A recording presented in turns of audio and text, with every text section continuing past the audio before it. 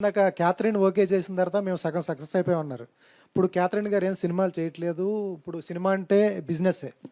Market wise చూసుకున్నా, opening చూసుకున్నా దీన్ని గ్లోబల్గా రిలీజ్ చేస్తున్నారు. ఎంతవరకు మార్కెట్ ఉంటుందని అనుకుంటున్నారు?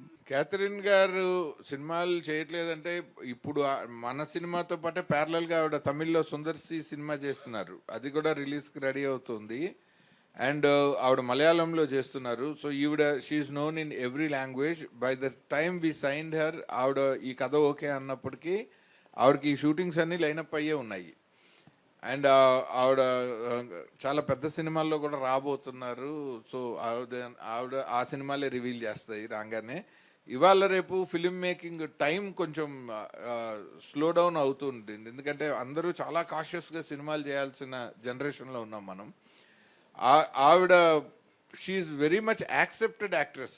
మనకి స్టార్ హీరోస్ అండ్ హీరోయిన్స్లో పబ్లిక్ యాక్సెప్టెన్స్ ఉన్న వాళ్ళే మనకి మార్కెట్కి బెటర్ అవుతారు. సో అలా చూసుకుంటే నాకు క్యాథరిన్ గారు ఈజ్ మై బెస్ట్ చాయిస్ అనమాట.